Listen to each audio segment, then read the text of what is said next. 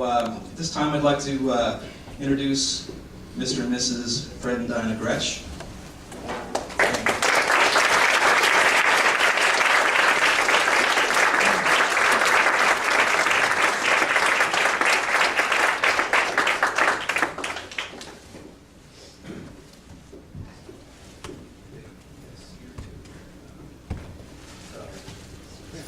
It's a little improvisational, much like a jazz, jazz rendering here. So we're just going to grab some chairs and just give us a second while we get situated. Okay, while you get the chairs, I want to make an important introduction. You know, some people in the business do all of the work and get very little of the credit. And one of those people is right here with me this evening.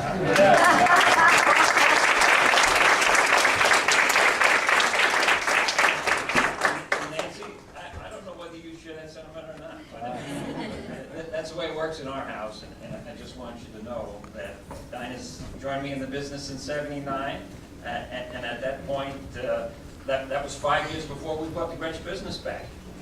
And so it was her hard work over the years that helped the business develop. At that point, the business we were in was wholesale musical instruments, importing instruments and selling them to people like J.C. Penney and Sears and Montgomery Ward.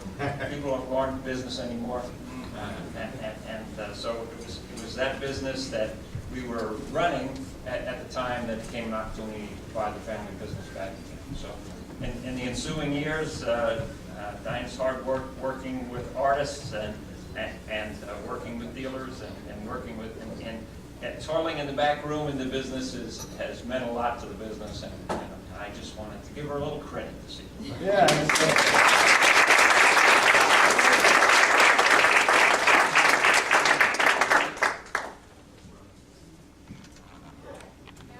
Well, why don't we just, we'll sit down and Jim, would you like to come up and join us, please?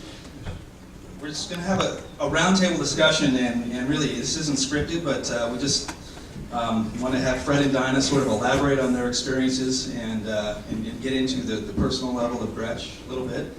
So, well, I would like to say a word. Okay. And thank you, Jim. That is, I have had the pleasure of going to the Gretsch factory a couple of times, and it was like a, I don't know how to describe it really. It's I remember, I told the guys this morning when we had our meeting before we started off, I remember when I was 14 years old, and I was in my bedroom, and my parents, a couple of years earlier, had bought me a 3-piece red sparkle J.C. Penney drum set. I was so proud of it. And I just stayed in my bedroom all night long every night. My parents would come in, my dad would go to bed, and my bass drum was on the other side of his headboard. As the crow flies, it was about, my bass drum was about 6 inches from his headboard. And I would go in at night after dinner and play, and then he would come in and go to sleep at some point. Because when I got through, came out, he'd be in the bed asleep. And he never said a word, so let's get my dad around. It's like I tell all the parents that come in now, you know, we have a lot of, especially moms are the worst ones about this. They come in and they say, they have this wide-eyed, frightful look in their face, and they say, my child wants to play drums. And I say, that's not a bad thing. And they look at me and they say, why? And I said, because they said they're so loud. I said, yes, but when they're at home, they know where they are and what they're doing. And I swear, as soon as I say that, this look comes over their face like, yeah. So that's good. But back to my story. When I was 14, I had my little red sparkle J.C. Penney drum set.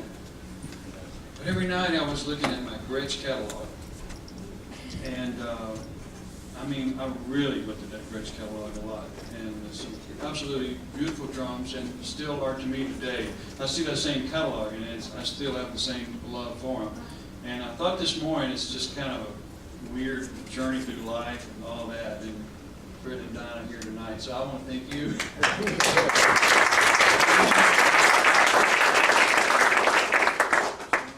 So like I said, I've had a couple of opportunities to go to the factory, and what you saw in the video is what you see if you're there. It's amazing the the hands-on.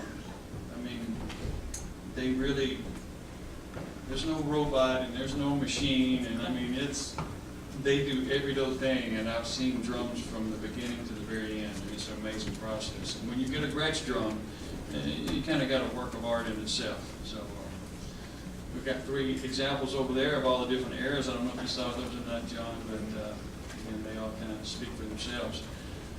I don't know if anyone has any questions. I hope so, but I have a question for the audience. Did everyone get a ticket for that raffle? Did not?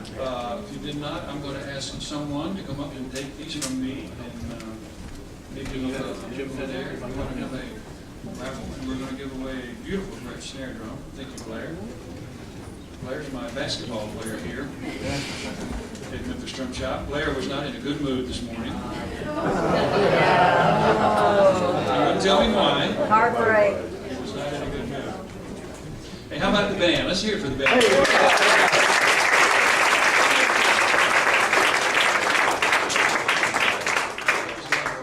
Dave waving their hand.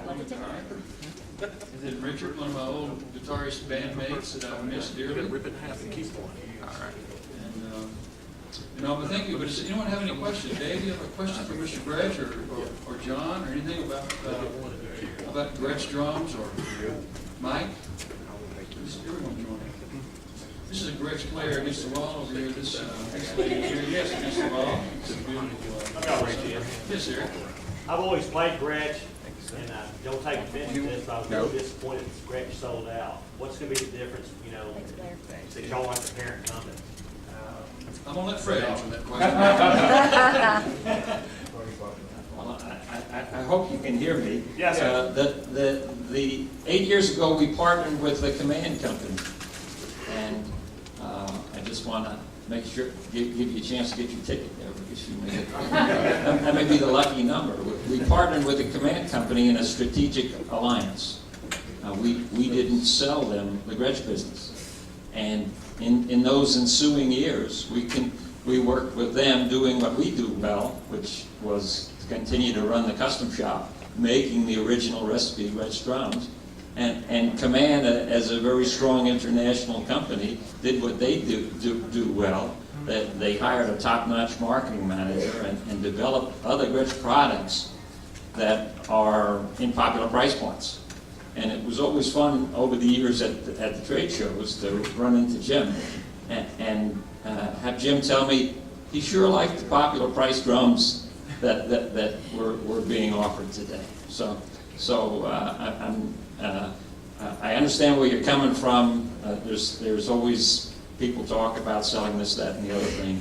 The Gretsch brand is owned by the Gretsch family, and in fact, when it was sold out of the family in '67, I made a personal goal to buy it back again. It was my goal to buy it back again. It took me 17 years to do it. At the time the business was sold, I was working in Brooklyn full-time at the factory, and my uncle, I was young back in '67, and my uncle was 65, and his daughter was 9 years old, and it was rock and roll boom times. And a couple years earlier, Leo Fender sold Fender Company to CBS for multi-millions of dollars, and looking at retirement, my uncle decided it was the time to sell the family business, and he took me to lunch that day when he told me, and I said, but I wanted to buy it, and his response was, you didn't have the money to buy it. And Baldwin was a counterpart of Steinway today. Everybody knows Steinway is a strong company. Back in '67, Baldwin was a very powerful company. So fast forward a little bit, Baldwin went into the insurance and the banking business, very fortunately, and in 1984, Baldwin was the Enron of 1984. They were the biggest bankruptcy Wall Street had seen up until the year 1984. And quite fortunately, the piano people bought the music business back out of the bankruptcy, out of the ashes of the financial empire, which was insurance and banks.